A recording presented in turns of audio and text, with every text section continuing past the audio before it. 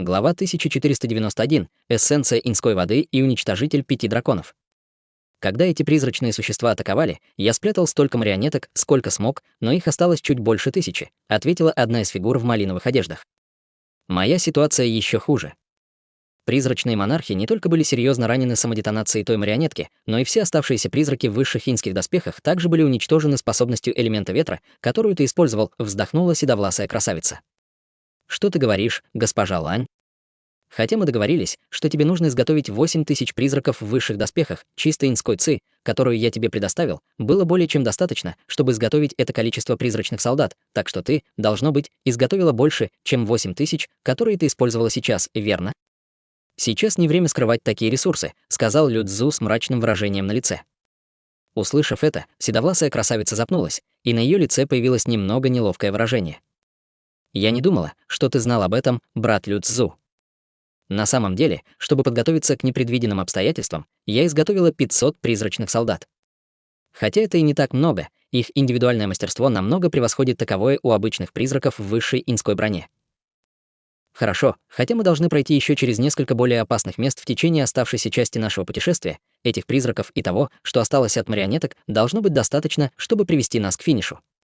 Я знаю, что ты, возможно, мне полностью не доверяешь, но как только мы получим божественный эликсир адской реки, мы сможем разделиться, и ты сможешь идти куда угодно.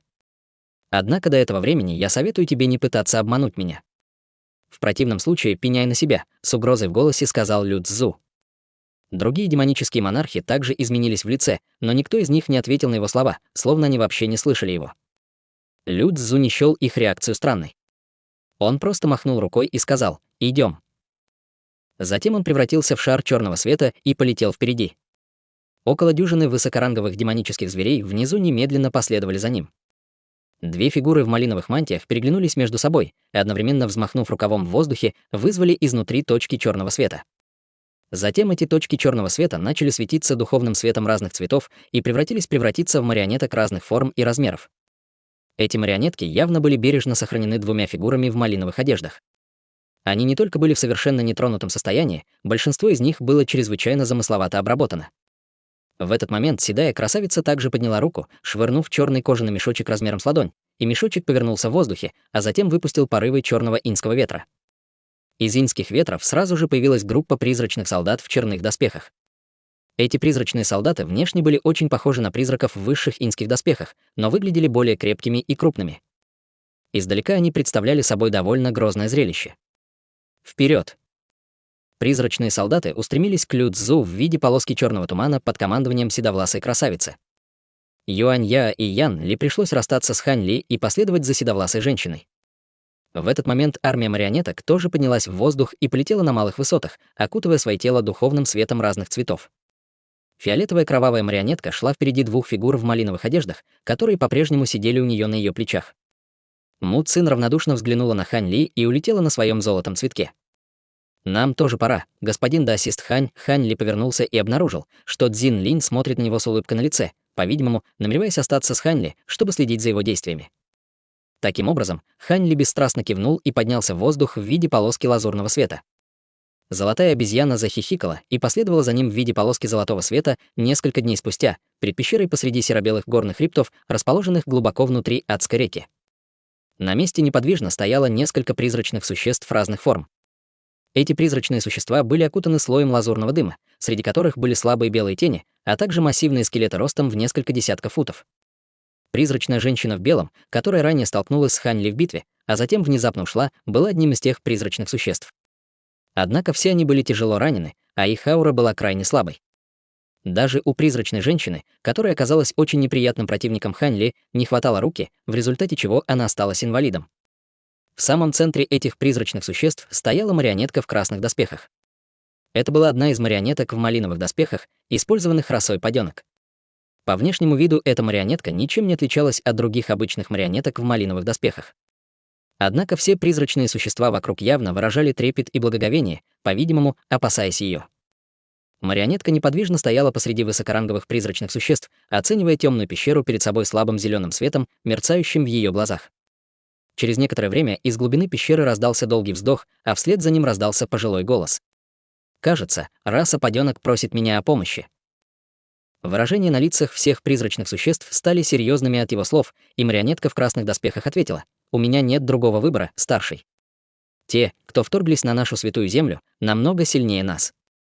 Только представьте, 4 из 5 даже более могущественны, чем наши существа золотого ранга. Помимо меня, все марионетки были уничтожены. Я уже отправил сигнал с просьбой о помощи, но потребуется по крайней мере полгода, прежде чем прибудет подкрепление. К тому времени эти люди, скорее всего, сбегут с места происшествия заранее. Поскольку у вас есть некоторые связи с нашей расой подёнок, мне не остается ничего другого, кроме как попросить вас о помощи, старший». Марионетка в малиновых доспехах почтительно поклонилась входу в пещеру. Я заключил соглашение с вашей расой подёнок, что я останусь на вашей святой земле только на некоторое время, чтобы отдохнуть и восстановить силы. Я не клялся в верности расе подёнок. Я уже выплатил все свои долги перед вами и даже изо всех сил старался собрать всех этих призрачных существ высокого ранга, чтобы помочь вам в этом случае, но теперь вы просите меня сражаться за вас лично. А не слишком ли далеко вы заходите?» Холодно хмыкнул обладатель пожилого голоса, и вся пещера содрогнулась от его недовольства. «Старший Цзян, я не знаком с деталями вашего соглашения с нашей расой подёнок, но с вашими непостижимыми способностями разобраться с этими существами было бы чрезвычайно простой задачей.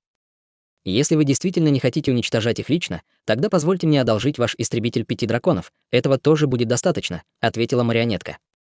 «Истребитель 5 драконов — одно из моих самых ценных сокровищ. Зачем мне давать его вам?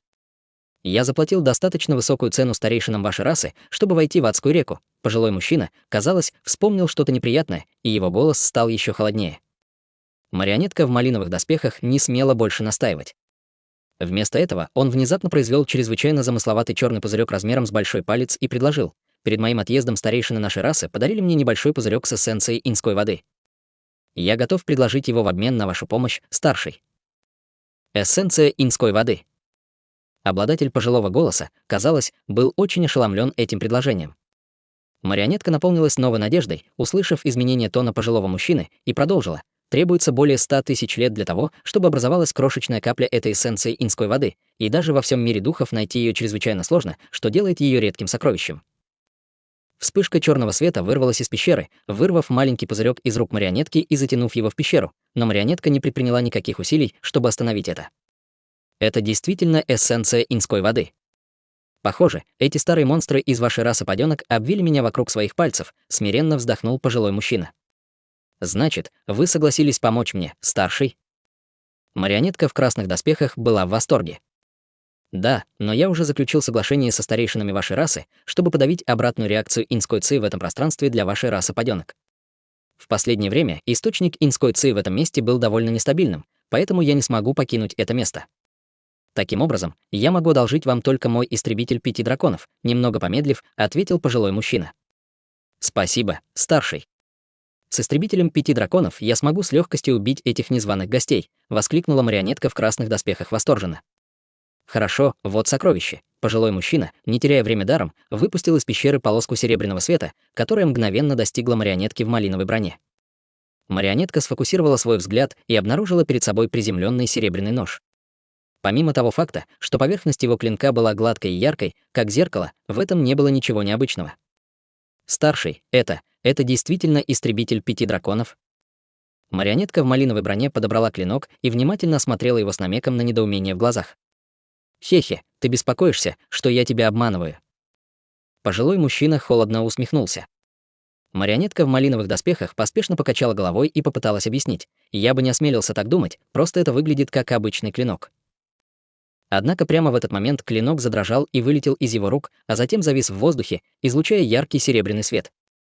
Сразу после этого из клинка раздалось несколько драконьих рыков, после чего вдоль лезвия появилось 5 массивных проекций змея, представляя устрашающее, но захватывающее зрелище. Я выковал этот истребитель 5 драконов много лет назад из душ и останков 5 чрезвычайно могущественных змеев, которых я убил, путешествуя по другим континентам. Когда он впервые был выкован, он был немедленно помещен в свиток хаоса 1000 духовных сокровищ. И даже сейчас это все еще одно из немногих сокровищ этого списка, гордо заявил пожилой мужчина. «Прошу прощения за мою глупость, старший. Я немедленно верну это сокровище, как только позабочусь об незваных гостях». Марионетка в малиновой броне пришла в восторг, увидев проекции змей, проявленные клинком, и сразу же сделала печать заклинания, заставив клинок исчезнуть в его рукаве в виде полосы серебряного света.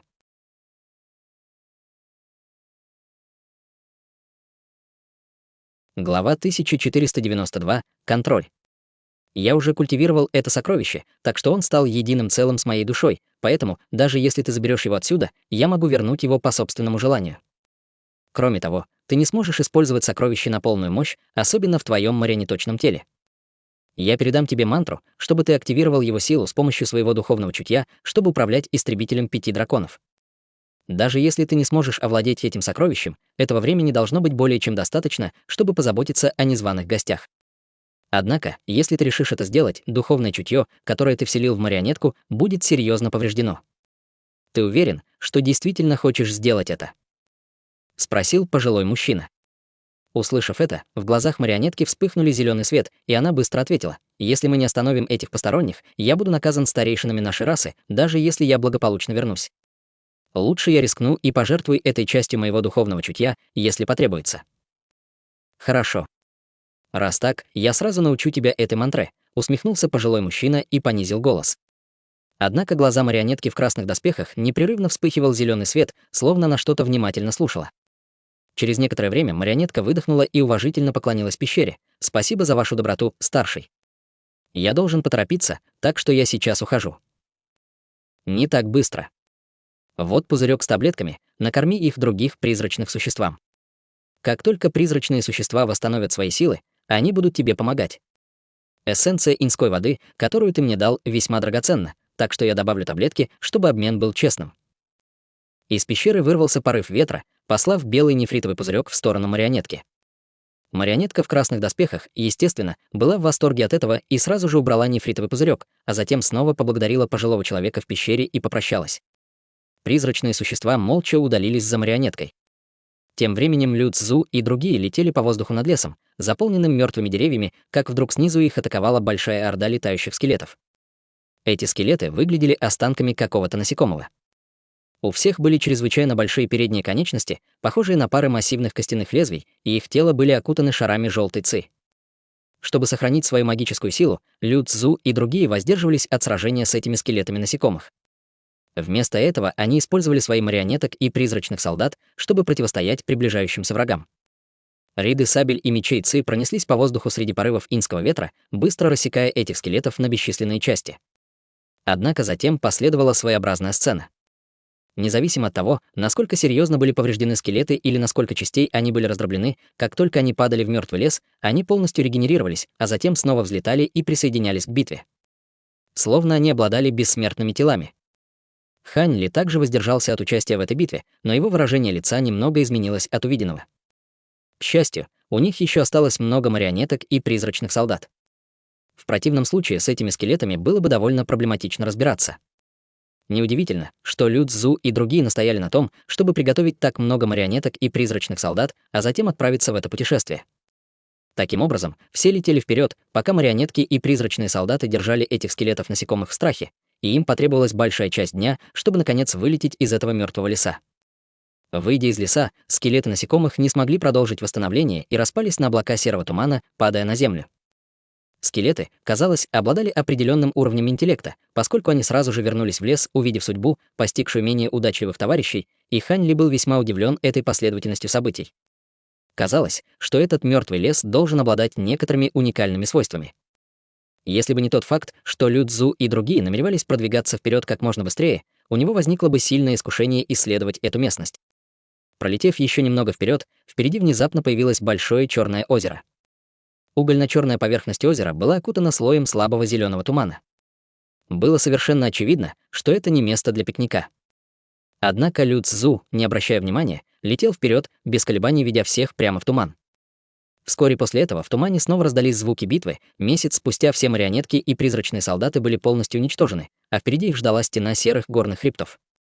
Это был их конечный пункт назначения — горные хребты инских костей. Именно здесь можно было найти божественный эликсир адской реки. К этому моменту не осталось даже высокоранговых демонических зверей, кроме демонических монархов. Обладая достойными способностями Хань Ли и Цзин Линь, они, естественно, были еще живы и здоровы. Юань Яо и Ян Ли несколько раз сталкивались с опасными ситуациями во время путешествия, но Хань Ли прилагал все усилия, чтобы позаботиться о них, поэтому им удалось пережить эти испытания, получив лишь незначительные травмы. В этот момент группа остановилась примерно в 50 километрах от горных хребтов. Демонические монархи собрались вместе, чтобы обсудить что-то с серьезным выражением на лицах. Хань Ли смотрел на горные хребты впереди, и у него на сердце было тяжело. Вторая половина пути прошла не так, как он ожидал. Он думал, что, несмотря на то, насколько опасна адская река, у него всегда будет шанс сбежать от демонических монархов. Однако, к его удивлению, они действительно столкнулись с некоторыми опасными ситуациями на этом отрезке пути, но ни одна из них не смогла увести демонических монархов. Более того, Цзин Линь, похоже, получил какие-то инструкции от Му Цин, поскольку золотая обезьяна отказалась покидать Хань Ли. Еще больше удручало Хань Ли то, что эта золотая обезьяна также обладала некоторыми способностями духовного глаза, поэтому, даже если бы он применил какую-то технику маскировки, ему было бы очень трудно избежать ее наблюдения. Конечно, если он хотел сбежать в одиночку, он все равно смог бы сбежать, используя свой талисман невидимости. В конце концов, по мере того, как его магическая сила увеличивалась, эффективность талисмана также заметно увеличивалась. Однако, если он не сможет взять с собой Юань Яо и Ян Ли, он не сможет уничтожить метки, оставленные на его теле 4 демоническими монархами. В таком случае, как далеко он сможет сбежать, прежде чем его просто поймают снова? Хань Ли смотрел на серые горные хребты вдалеке, обдумывая свою ситуацию. По словам Лю Цзу и других, этот так называемый божественный эликсир адской реки можно было найти в центре горных хребтов. Демонические монархи не говорили, какими эффектами обладал этот божественный эликсир, но то, что существо на пике стадии интеграции тела, такое как Лю Цзу, рисковало своей жизнью, чтобы заполучить этот эликсир, ясно указывало, насколько он драгоценен. Однако, учитывая, что это была святая земля расы падёнок, вокруг источника эликсира определенно должны были быть сильные ограничения, и, безусловно, было непросто обеспечить свою безопасность. Внезапно Хань Ли обнаружил, что все демонические монархи смотрят на него. У всех на лицах было разное выражение, и казалось, что они были вовлечены в жаркий спор. Му Цин решительно качала головой, в то время как в глазах Лю Цзу появился холодный свет. Седовласая красавица выглядела нерешительно, в то время как выражения лиц фигур в малиновых одеждах оставались загадкой для Хань Ли, поскольку их лица были окутаны слоями малинового света. Сердце Хань Ли сразу ушло в пятки при виде этого. Он не знал, о чем говорили эти демонические твари, но если в дискуссии участвовал он, то это определенно нехорошо. Хань Ли с силой подавил тревогу в своем сердце, глядя на горные хребты с задумчивым выражением лица. Спустя какое-то время внезапно раздался холодный голос Лю Цзу. «Подойди сюда, брат Хань. Мы хотим, чтобы ты сделал кое-что». Хань Ли поджал губы и медленно подлетел к ним. «Что вам нужно от меня, старший?» — спросил Хань Ли, сжав кулак в знак приветствия.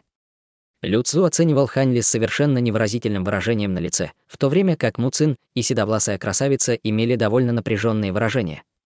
«Пожалуйста, взгляни на это, брат Хань». Лю Цзу внезапно поднял руку и протянул Хань Ли черную бусину.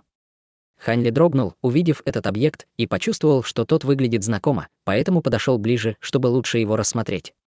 Однако, как только он сфокусировал на нем свой взгляд, от черной бусинки вспыхнул черный свет, и тонкий луч черного света вырвался из нее, как молния. Сердце Хань Ли содрогнулось, и он немедленно попытался принять меры уклонения, но воздух вокруг него резко сжался, словно он превратился в железо и сталь, полностью обездвиживая его. Му Цин и седовласая красавица сразу же подняли руки, чтобы наложить на него ограничения. Тело Хань Ли было невероятно мощным, но он не смог освободиться от ограничений, вызванных сразу 2 существами стадии интеграции тела. Таким образом, луч черного света мгновенно исчез в его глобеле. Затем черный свет вспыхнул на лице Хань Ли, после чего его глаза стали совершенно пустыми, и он больше не пытался сопротивляться. Юань Я и Ян Ли, естественно, очень встревожились, увидев это. Однако, прежде чем они вдвоем успели что-либо сделать, перед ними вспыхнул малиновый свет, после чего появились 2 фигуры в малиновых одеждах.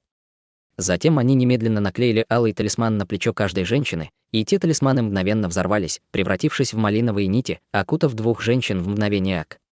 Одна из фигур в малиновых одеждах сделала печать заклинания рукой, и багровые нити мгновенно исчезли в их телах. Юань Я и Ян Ли почувствовали, что их тела онемели, а затем они потеряли контроль над своими двигательными функциями, но продолжали оставаться в сознании. Их глаза были полны ярости и ужаса, но они не могли пошевелить ни единым мускулом на лице, что придавало им чрезвычайно деревянный вид. Мои талисманы контроля тела могут управлять всеми телесными функциями, включая даже духовную ци. Вы обе находитесь в сознании, но вы будете вынуждены выполнять мои приказы, пока я не сниму эти талисманы, сказала другая фигура в малиновой мантии. Затем 2 из них взмахнули рукавами в воздухе, унося с собой 2 женщин. После нескольких вспышек они вернулись туда, где первоначально находились Юань Я и Янли. В этот момент Лю Цзу наложил серию заклинаний на черную бусину в своей руке, одновременно повторяя что-то. Спустя несколько мгновений из бусины вырвался низкий звенящий звук, и она вылетела из его руки. Затем он прочно вошел в глобель Ханьли, словно стал его третьим глазом. Черный свет беспорядочно вспыхивал на поверхности бусины, создавая чрезвычайно тревожное зрелище.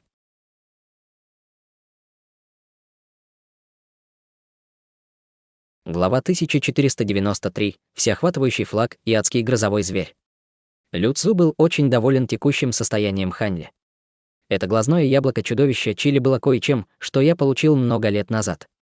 К сожалению, это сокровище противоречит используемым мною искусствам культивации, поэтому я не мог вплавить его в свое тело, и я мог только усовершенствовать его в качестве сокровища. Брат Лю Цзу, уровень культивации этого паршивца не очень высокий, но он обладает множеством странных способностей. Ты уверен, что он под твоим контролем? Мы с госпожой мы уже отказались от сокровищ в дьявольской гробнице, поэтому я не хочу, чтобы что-то пошло не так, спросила седовласая красавица, мрачно глядя на Ханьли. Будь уверена, госпожа Лань, зверь Чила и товарищ Даослан, звери Чили — настоящие духовные существа, которые могут сравниться с истинным драконом. Сокровище для пленения, изготовленное с помощью глаза разрушения, необычайно мощное, и даже такие существа, как ты и я, были бы восприимчивы к его эффектам, не говоря уже о культиваторе стадии божественной трансформации. Если ты мне не веришь, я могу использовать сокровище на тебе, чтобы ты могла лично испытать его силу. Мы доверяем тебе, господин даосист Лю Цзу. Просто я все еще думаю, что очень жаль, что нам пришлось отказаться от сокровищ в дьявольской гробнице. Чтобы сохранить там сокровище, мы со старшей боевой сестрой Лань должны были сделать много приготовлений заранее, но теперь все это будет напрасно, вздохнула Му Цин с кривой улыбкой. Так называемая дьявольская гробница — это просто место захоронения нескольких могущественных дьяволов, которые непреднамеренно проникли в адскую реку и были убиты старейшинами расы падёнок. Эти дьяволы действительно обладали невероятными способностями, но сокровища, о которых ты говоришь, это должны быть их останки, некоторые особые части которых, возможно, приобрели духовную природу после того, как в течение стольких лет пропитывались инской ци в этом месте. Однако эти сокровища не могут сравниться с божественным эликсиром. Не забывай, что если ты выпьешь эликсир, а затем нанесете его на все свое тело, то количество первозданной мирской ци, которую ты контролируешь, увеличится в несколько раз. Продолжить нашу культивацию было бы для нас несбыточной мечтой, но если нам повезет, мы сможем даже попытаться подняться в мир истинных бессмертных, сказал Лю Цзу с редким намеком на возбуждение в голосе. Я все это понимаю, брат Лю Цзу, но одно из сокровищ в дьявольской гробнице чрезвычайно важно для меня. В противном случае, зачем мне тратить столько времени и сил, вербуя даосиста Ханя на свою сторону? Му Цин все еще чувствовала себя немного недовольной. Независимо от того, насколько важны эти сокровища для тебя, мы должны использовать некоторые специальные методы, если мы хотим получить божественный эликсир до того, как сюда прибудут подкрепления расы падёнок. Только сделав это, мы сможем как можно скорее нарушить ограничения и выманить адского грозового зверя.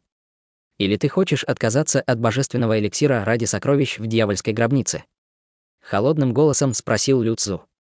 Я бы не стала отказываться от божественного эликсира. Если бы мне пришлось пожертвовать чем-то, то это были бы сокровища дьявольской гробницы. В конце концов, Му Цин приняла решение. Хорошо. Кроме того, уговоры Ханя выманить адского грозового зверя не навяжут ему верный смертный приговор. Если он выживет, у тебя все равно будет шанс раздобыть сокровища дьявольской гробницы, сказал один фигуры в малиновых одеждах, хихикая. Мы оба осознаем, насколько ужасны адские грозовые звери. Ему действительно будет очень повезет, если он сможет выжить после того, как заманит этого зверя. Кстати, разве мы не обсуждали ограничения Ханя раньше? Почему? Вы также ограничили 2 девушек, сопровождавших госпожу Лань. Холодно хмыкнула Му Цинь, повернувшись к Юанья и Янли, на лицах которых не было никакого выражения. Не пугайся, сестра Му. Я послала Дисюю передачу голоса, прося его контролировать этих 2. Раз этот Хань больше не сможет защищать 2 девочек после того, как заманит адского грозового зверя, так что было бы довольно опасно, если бы они были предоставлены сами себе. Более того, чистая инская ци в телах этих 2 девушек может помочь мне усовершенствовать божественный эликсир, беззаботно объяснила седовласая красавица. Услышав это, Му Цин замолчала. Раз все 3 находятся под ограничениями, давайте действовать в соответствии с планом. Мы преодолеем это ограничение вместе, а затем заставим Ханя пустить свою божественную дьявольскую молнию, чтобы выманить этого адского розового зверя подальше от божественного пруда. После этого мы с легкостью сможем получить божественный эликсир, сказал Лю Цзу. Адские розовые звери – чрезвычайно устрашающие существа. Разве божественной дьявольской молнии будет достаточно, чтобы выманить их? Что, если это не удастся, и вместо этого мы только рассердим зверя? Осторожно спросила седовласая красавица.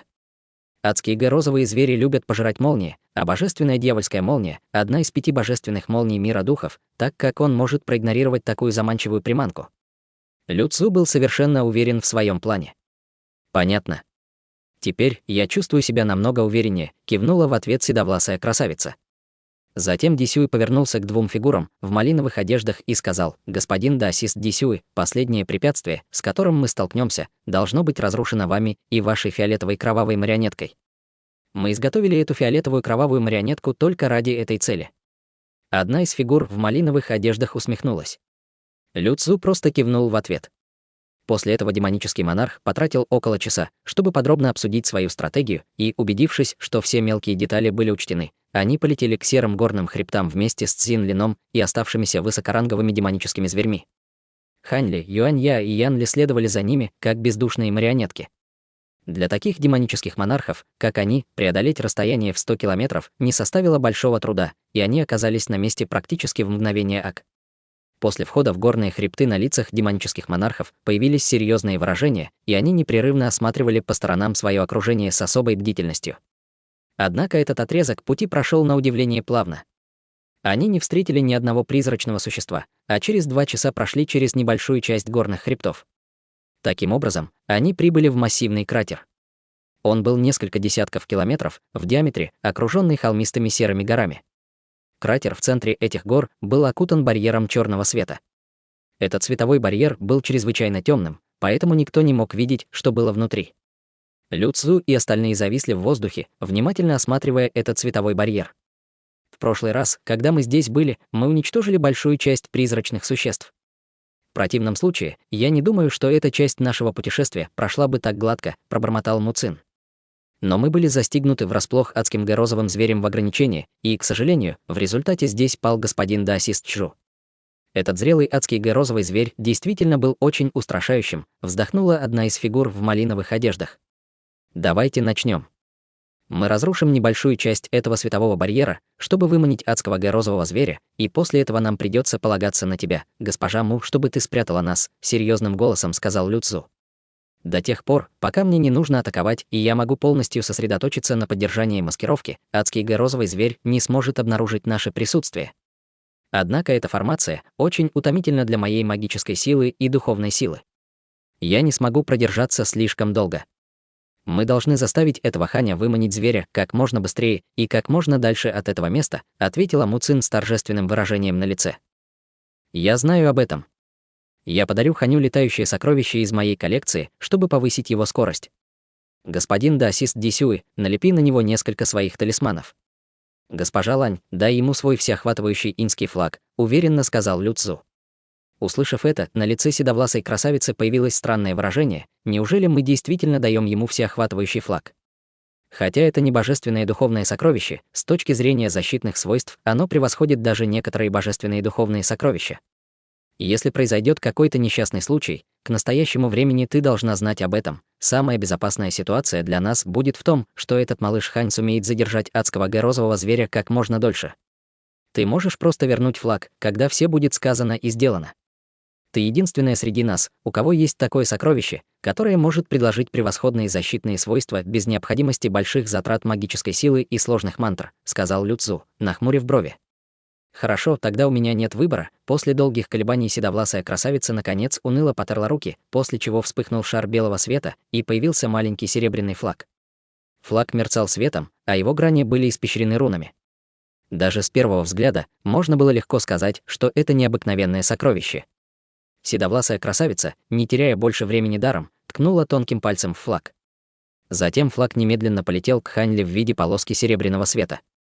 Глазное яблоко, расположенное на глобале Ханьли, сверкнуло по велению Лю Цзу, и он, как деревянная марионетка, взмахнул рукавом, послав вспышку серого света, которая притянула серебряный флаг в его рукав.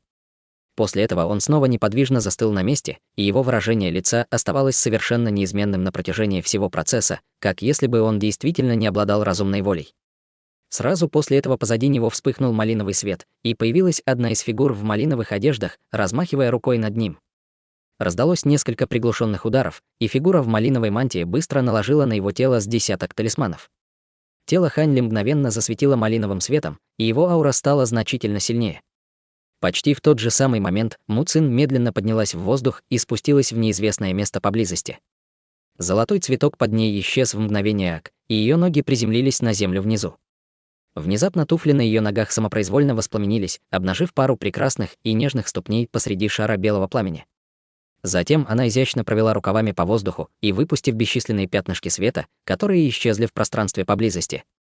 Сразу после этого появилась формация черного света, исчезнув через несколько мгновений в спорадических вспышках. После этого произошел невероятный поворот событий. Му Цин начала петь что-то восхитительным голосом, и ее ступни внезапно приобрели лазурный цвет, превратившись в толстые корни деревьев, а затем эта трансформация быстро перешла на ее ноги. Практически в мгновение Му Цин превратилась в ствол дерева ниже пояса, а корни деревьев, которые когда-то были ее ногами, вонзились в землю на глубину более 100 футов. На бесплодной земле вокруг них внезапно выросли бесчисленные деревья и белые цветы. Эти цветы мгновенно распустились, создавая райский уголок посреди этой унылой земли. Черная световая формация снова появилась на земле, и каждый цветок, дерево и травинка были полностью включены в нее, не выходя за границы. Вспыхнул зеленый духовный свет, и Му Цин исчезла вместе с растениями, которые росли вокруг нее.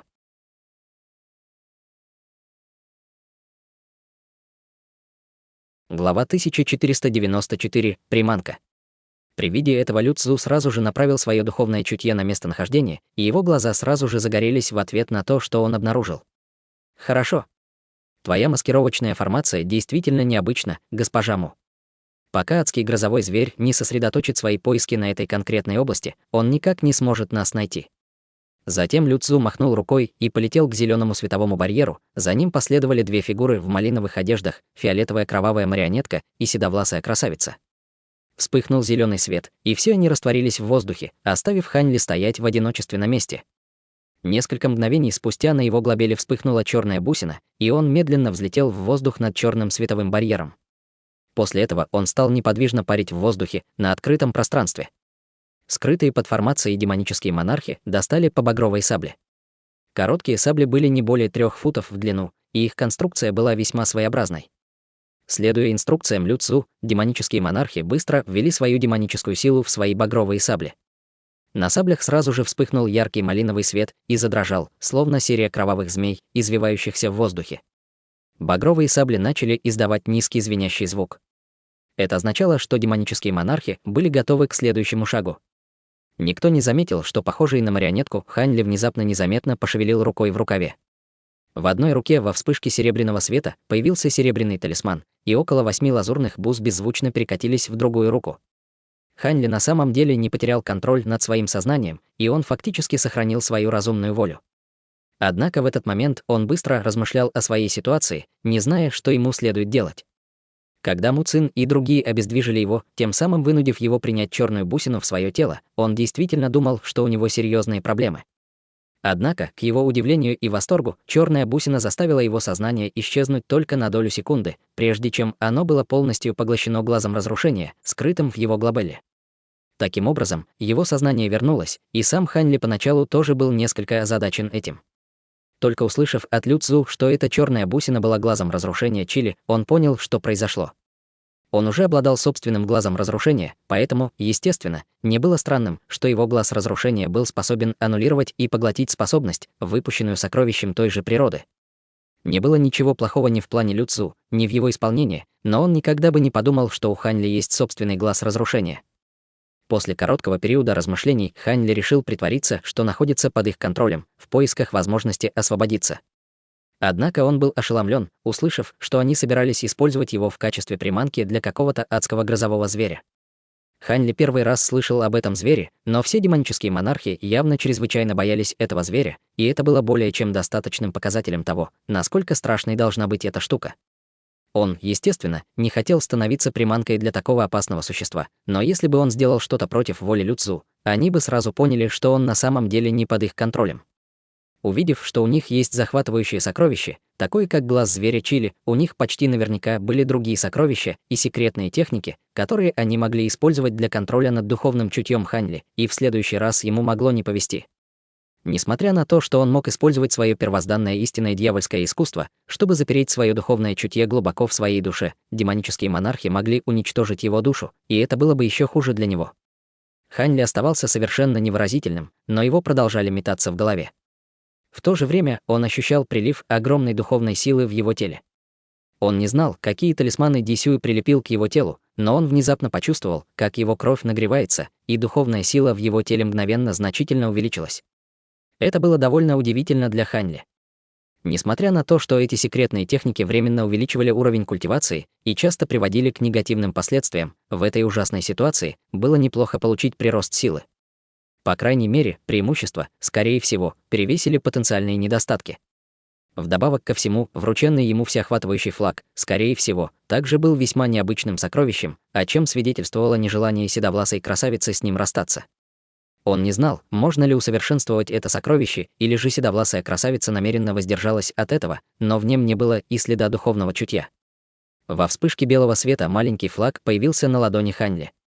Затем он направил к нему свое духовное чутье и обнаружил, что им чрезвычайно легко пользоваться, и, скорее всего, он сможет легко раскрыть его силы.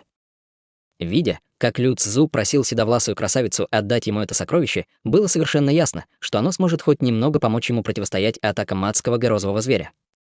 В противном случае не было бы необходимости даже возиться с чем-то подобным. С этим сокровищем в сочетании с его личными козырями, Хань Ли, скорее всего, смог бы сбежать от этого адского горозового зверя.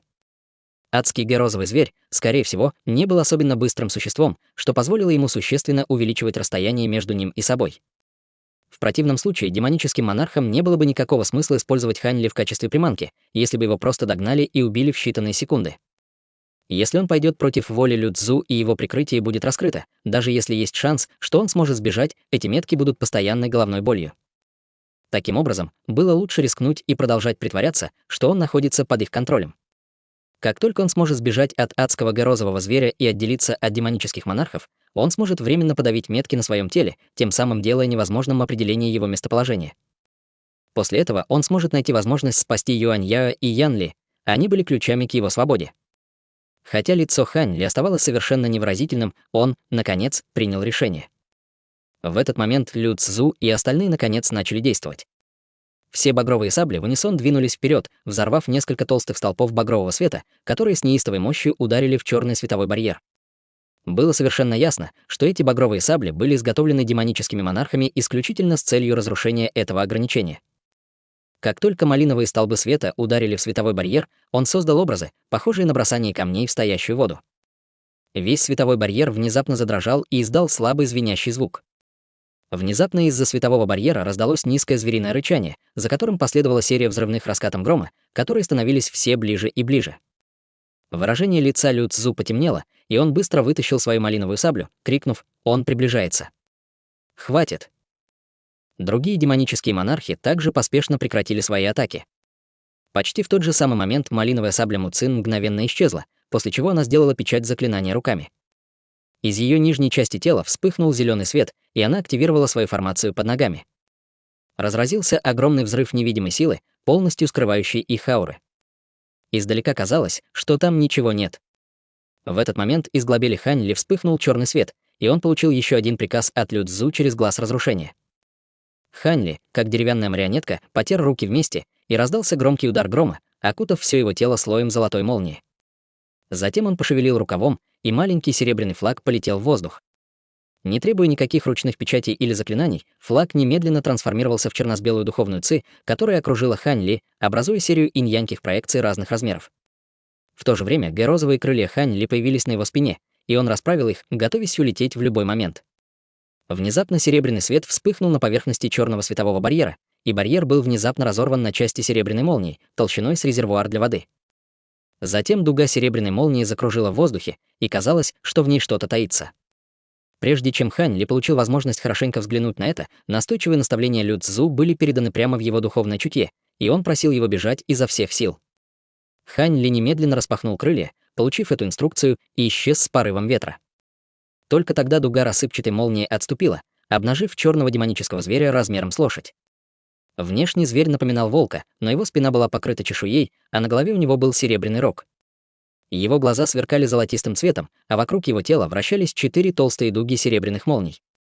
Это был никто иной, как адский горозовый зверь, которого Лю Цзу и другие так боялись. Он не выглядел таким уж злобным, но как только он появился, его взгляд сразу же сосредоточился на Хань Ли, который уже сбежал на несколько тысяч футов. Фактически, он был сосредоточен на божественной дьявольской молнии Хань Ли. Намек на палящую тоску появился в глазах адского горозового зверя, как только он заметил золотые дуги молний вокруг тела Хань Ли и, оценив окружающую обстановку, чтобы убедиться, что все в порядке, он издал низкое рычание, а затем присел и вспыхнул раскатом серебряной молнии, подпрыгнув вверх. Зверь применил какую-то секретную технику, чтобы вырывать дуги молнии из своих конечностей, чтобы резко увеличить свою скорость, и после нескольких вспышек он был близок к тому, чтобы догнать Хань Ли. Хань Ли, хотя не поворачивался, но почувствовал, как свирепое животное приближается к нему сзади. Его сердце сжалось, и он внутренне ругался. Этому зверю, скорее всего, не хватало скорости только в глазах демонических монархов. Для Хань Ли его скорость определенно была ошеломляющей. Таким образом, он не осмеливался больше сдерживаться. Его белоснежным крылья внезапно начали излучать пятицветный духовный свет, и после одного взмаха Хань Ли превратился в полупрозрачную пятицветную нить, которая исчезла в пространстве. Когда он снова появился из воздуха, он преодолел чрезвычайно большое расстояние и был не намного медленнее, чем адский грозовой зверь позади него.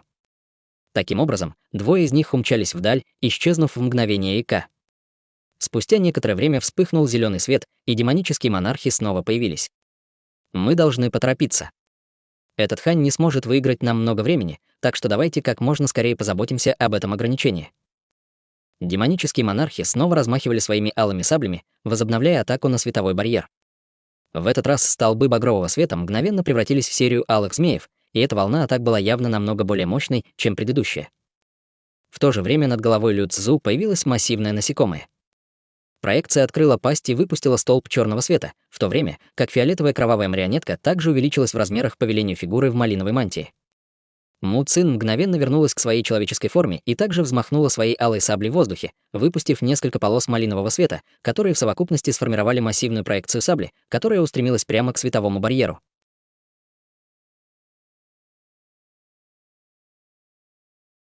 Глава 1495. Клинок 5 драконов. Столбы багрового света создавали сильную рябь на поверхности черного светового барьера, заставляя его беспорядочно мигать. В считанные секунды фиолетовая кровавая марионетка выросла примерно до 10 тысяч футов в высоту и стала похожа на могущественное божество, призвав массивный фиолетовый топор, а затем с неистовой мощью обрушила его на черный световой барьер. С грохочущими ударами, напоминавшими раскаты грома, бесчисленные лучи топора врезались в одно и то же место на световом барьере. Седовласая женщина лишь вкладывала всю свою силу в свою малиновую саблю, не раскрывая никаких дополнительных способностей. Ограничивающий барьер был чрезвычайно мощным, но все же не мог противостоять комбинированным атакам стольких существ на стадии интеграции тела. Таким образом, на его поверхности была взорвана дыра диаметром более 100 футов, и хотя дыра сразу начала запечатываться, у демонических монархов было более чем достаточно времени, чтобы пройти через нее. Я стабилизирую эту прореху секретной техникой. Лю Цзу пришел в восторг и тут же выпустил около 8 шаров синего света, которые резко расширились, когда они летели по воздуху. Это были 8 сокровищ в виде синих колонн, и все они сразу исчезли в проходе. Затем произошла невероятная сцена. Во вспышке синего света проход превратился в квадратный тоннель, вымощенный голубыми кристаллическими камнями, словно они были встроены в световой барьер. «Я пойду вперед, хмыкнул Лю Цзу и вошел в отверстие в виде полосы черного света. Две фигуры в малиновых одеждах переглянулись между собой, а затем одна из них спрыгнула на землю, а другая топнула ногой по плечу фиолетовой кровавой марионетки. Марионетка быстро уменьшилась до нескольких десятков футов в размере, а затем вошла в черный световой барьер вместе с другой фигурой в малиновой мантии. По какой-то причине они решили оставить одного из них за световым барьером. При виде этого седовласая красавица слегка дрогнула. Тем временем Му Цин провела рукавами в воздухе, и к ней со всех сторон метнулись бесчисленные световые точки, исчезнув в ее рукавах. Она убрала все, что использовалось для установления этого ограничения сокрытия. «Сестра Лань, ты собираешься пойти вместе со своими 2 учениками. Даже если адский грозовой зверь сбежал, кто знает, какие еще опасности могут там скрываться. Учитывая их скромный уровень культивации, велика вероятность, что они могут там погибнуть. «Цзинлинь, ты можешь остаться здесь», Му Цинь произнесла несколько предостерегающих слов в адрес седовласой красавицы, а затем, передав инструкции золотой обезьяне, влетела в коридор на своем золотом цветке. Цзинлинь поклонился в ответ и остался на месте, как и было сказано. Однако седовласая красавица нахмурилась, глядя на марионеточных Юань-Я и Янли. Затем она с холодной улыбкой на лице пробормотала: «Я бы еще больше забеспокоилась, если бы оставила их снаружи. Вы двое, идите со мной». Она сделала печать заклинаний, выпустив порывы серых иньских ветров, захватив двух женщин, и вошла в проход. Таким образом, за световым барьером осталось всего несколько существ. Давайте охранять этот вход. Если все пойдет гладко, они скоро смогут вернуться с божественным эликсиром. Фигура в малиновой мантии, которая осталась, неожиданно обратилась к Цзинлиню. Я, конечно, надеюсь, что все пройдет гладко. Я буду выполнять ваши приказы здесь. Старший Цзинлин вел себя очень уважительно в присутствии фигуры в малиновой мантии. Хе-хе, тебе должно быть интересно, настоящий ли я Ди Сюй или просто аватар, усмехнулась фигура в малиновой мантии. Вы, конечно, шутите, старший. Моя госпожа говорила мне раньше, что вы способны разделить свою душу, так что оба тела можно назвать вашим истинным телом, и оба можно назвать вашими аватарами, так что между ними нет разницы, спокойно ответил Цзинлинь. Фигура в малиновой мантии слегка дрогнула, услышав это, а затем усмехнулась: «Фея Му хорошо меня знает». К этому моменту за световым барьером все еще оставались 3 высокоранговых демонических зверя, кроме Цзинлин и Ди Сюэ. Все 3 демонических зверя приняли человеческий облик и встали недалеко от них двоих. Фигура в малиновой мантии бросила взгляд на 3 демонических зверей и как раз собиралась что-то сказать, как вдруг ее зрачки сузились. Его рука метнулась вперед, как молния, и без всякого предупреждения сделала захватывающее движение к ближайшему месту в воздухе. Массивная малиновая рука, пахнувшая запекшейся кровью, появилась в воздухе над этим клочком пространства, а затем увеличилась до размера акра и с неистовой мощью рухнула вниз. Полоска серебряного света промелькнула в воздухе, и массивная малиновая рука рассеклась надвое на фоне громкого удара. Затем рядом качнулась человекоподобная фигура, и во вспышке серебряного света появилась марионетка в малиновых доспехах, невыразительно оценивающая фигуру в малиновых одеждах и остальных. Это марионетка из расы падёнок. Цзинлин был весьма удивлен, увидев здесь такое существо. Будьте осторожны. Это необычная марионетка в малиновых доспехах, могущественное существо из расы падёнок вложила в эту марионетку часть своего духовного чутья, серьезным голосом предупредила фигура в малиновой мантии. Атака, которую она только что начала, не была особенно мощной, но он все же был очень удивлен, увидев, что ее с такой легкостью отразили. Он прищурился, сосредоточив взгляд на полосе нечеткого серебряного света. Серебряный свет был чрезвычайно расплывчатым, и даже он не мог видеть, что скрывалось в нем. Это его немного встревожило, но он не осмеливался отвести взгляд от этого серебряного света ни на мгновение. Сердце Цзинлина также содрогнулось от шока, услышав слова предостережения человека в малиновой мантии и увидев серьезное выражение его лица. Таким образом, он также сфокусировал свой взгляд на марионетке в малиновых доспехах. Используя способность своего духовного глаза, он смог сделать то, что не могла фигура в малиновой мантии, и идентифицировал объект в серебряном свете. Это был слабый серебряный змей, кружащийся в воздухе, создавая довольно загадочное зрелище. Цзинлинь невольно нахмурился при виде этого. Он не мог определить, что это за оружие, но это должно было быть что-то вроде меча или сабли, раз оно смогло с такой легкостью прервать атаку фигуры в алой мантии. Ты, должно быть, одна из марионеток расы падёнок, которые сбежали, верно? Раз вы смогли сбежать, почему вы не спрятались где-нибудь, пока мы не ушли? Вы ищете раннюю смерть, выходя к нам лицом к лицу? В таком случае я был бы не против исполнить ваше желание и отправить вас в мир иной, холодно усмехнулась фигура в малиновой мантии. Если бы мы не сражались с тобой в наших марионеточных телах, ты действительно думаешь, что смог бы нас победить? В любом случае, все это уже не имеет значения. Помимо вашей группы здесь, все остальные, похоже, вошли в наш божественный пруд. Похоже, я смогу заманить всех вас здесь в ловушку и убить одним махом, холодным голосом сказала марионетка в малиновых доспехах. Ты думаешь, ты сможешь убить всех нас в одиночку? Фигура в малиновой мантии усмехнулась абсурдности этой идеи. Верно, с этим клинком 5 драконов никто из вас не сможет сбежать из этого места живым. Марионетка в красных доспехах замахнулась рукой. Внезапно раздался громкий рык дракона, и в руки марионетки приземлился серебряный клинок, яркий и гладкий, как зеркало. Клинок 5 драконов. Кажется, я откуда-то помню об этом сокровище. Фигура в малиновой мантии смотрела на клинок, нахмурив брови. Вот как. Это все равно не имеет значения, поскольку вы все равно скоро погибнете от этого сокровища. Марионетка в малиновых доспехах, казалось, не желала больше тратить время на слова, а затем замахнулась клинком в воздухе. Цзин Линь и фигура в малиновой мантии рефлекторно взмыли в воздух, чтобы уклониться. В этот момент в воздухе внезапно появились 3 клинка, нацеленные на золотую обезьяну и фигуру в малиновой мантии. 3 высокоранговых демонических зверя в этом направлении также приняли защитные меры, но эти проекции были слишком быстрыми и мощными, чтобы звери хоть доли секунды противостоять атакам, и их тела были разрезаны пополам, прежде чем кто-либо из них смог даже ахнуть. После этого 3 проекции клинка внезапно исчезли. Цзин Лин и фигура в малиновой мантии были ошеломлены увиденным. Обезьяна попыталась улететь вдаль, в то время как фигура в малиновой мантии провела рукавами по воздуху, вызвав облака малинового тумана. Однако марионетка в малиновых доспехах просто стояла на месте с насмешливой усмешкой на лице и еще несколько раз замахнулась клинком в воздухе. 4 проекции клинка обрушились на 2 его противников в унисон. Проекции, казалось, двигались не очень быстро, но достигли противников в мгновение ика. Цзин Лин резво изменился в лице и пожал плечами, после чего 2 коротких меча, которые он нес за спиной, полетели к 2 проекциям клинка в виде быстрых световых полосок. Затем 2 коротких меча были мгновенно разрезаны пополам и упали с неба в виде 4 осколков. Затем 2 проекции продолжили свое движение вперед.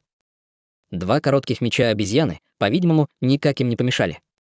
Сердце Цзин Линя забилось от тревоги, и его тело расплылось на месте. Проекция клинка промелькнула мимо, и тело золотой обезьяны было немедленно разрезано пополам, но его останки быстро исчезли, обнажив остаточное изображение. Затем золотой свет вспыхнул на расстоянии более 100 футов, и Цзин Линь снова появился из воздуха. Однако, как только он обнаружился, другая проекция клинка уже мчалась к нему, и время было настолько безошибочно точным, что у Цзин Линя не было шанса уклониться. Таким образом, ему мгновенно отрубило голову, а его обезглавленное тело качнулось, упав с неба.